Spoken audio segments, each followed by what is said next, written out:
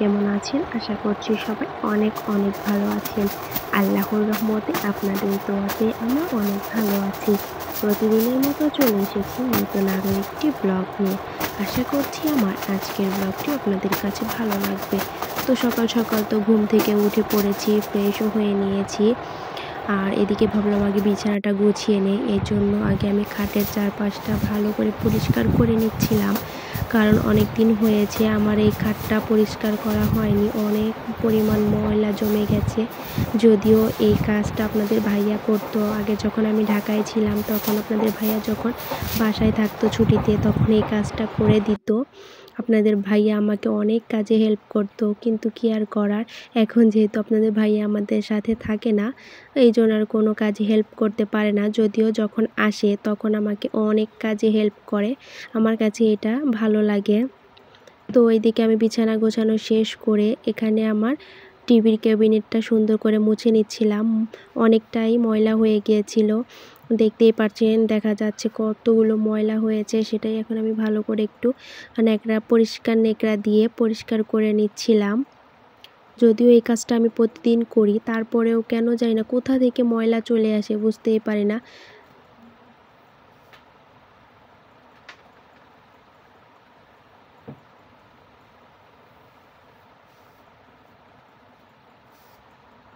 তো রুম গোছানো শেষ, এখন আমি মাম্মামের জন্য সকালের নাস্তা রেডি করছিলাম। এখানে চা বানিয়ে নিয়েছি আর সাথে এখানে নিয়েছি পাউরুটি।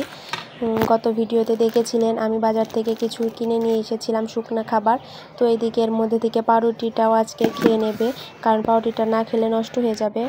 তো এইদিকে মাম্মাম নাস্তা করে পড়তে বসে গেছে, যেহেতু ওকে হোমওয়ার্ক দিয়েছে সেগুলোই করছে। বাবা তাকাও একটু, কি করছো? একটু লেখো তো দেখি।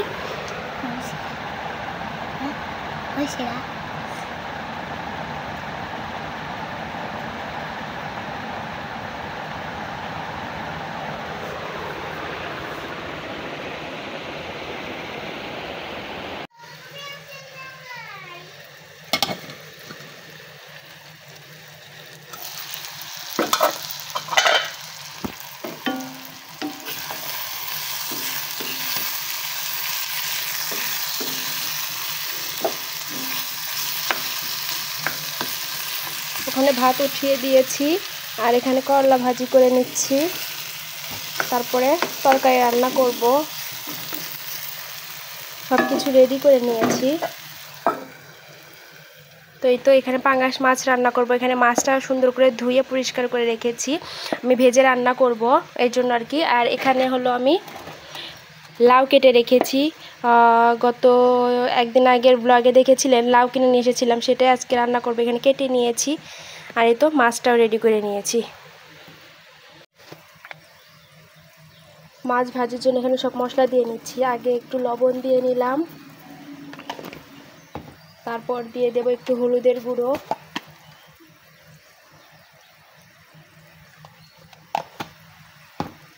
একটু মরিচের গুঁড়ো দিয়ে দেব।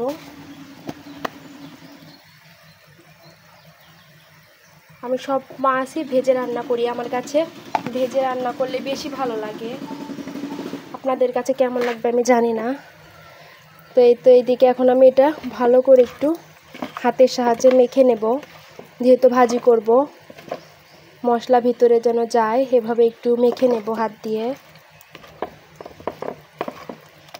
মেখে নেওয়া শেষ। আর এদিকে তো আমি তেলটাও গরম করতে দিয়েছি, তেল গরমও হয়ে গেছে। মাছগুলো দিয়ে দেই।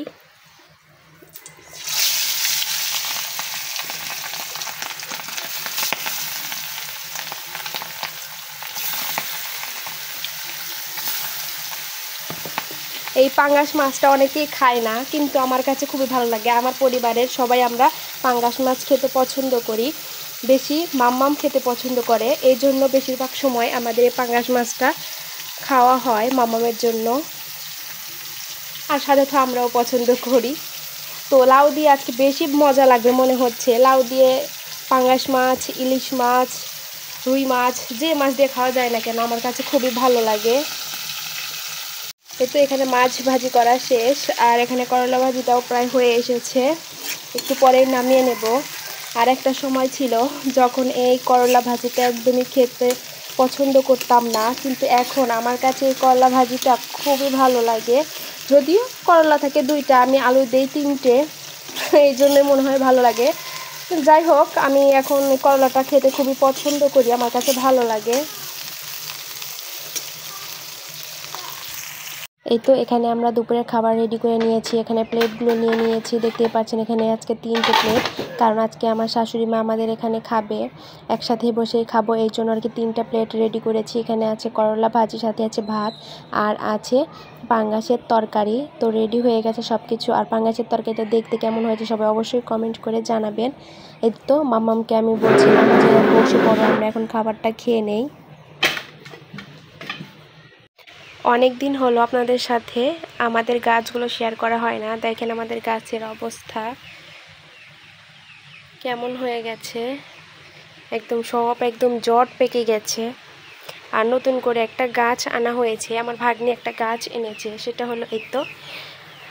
সবাই বলবেন এটা কি গাছ, দেখি আপনারা বলতে পারেন কি না। আমার ভাগ্নি এটা নিয়ে এসেছে, ওর খুব শখ, ও গাছ লাগায়।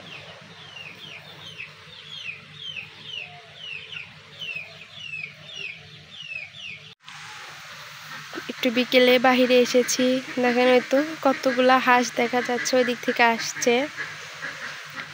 আর দেখেন চারপাশটা অনেকটাই মেঘলা মেঘলা আছে। আর দেখেন পানির অবস্থা, পানি একদম উপরে উঠে গেছে, কত পরিমাণ পানি যে হয়েছে। এই দিকেও একই অবস্থা। কালকে রাত্রে যেহেতু মধ্যরাতে বৃষ্টি হয়েছিল, অনেক পরিমাণ বৃষ্টি হয়েছিল, কালকে 2 দিন যাবত অনেক বৃষ্টি ছিল। আর এই তো চারপাশটার অবস্থা, পানি দিয়ে একদম অবস্থা খারাপ। দেখেন হাঁসগুলো কিভাবে দৌড় দিয়ে আসছে।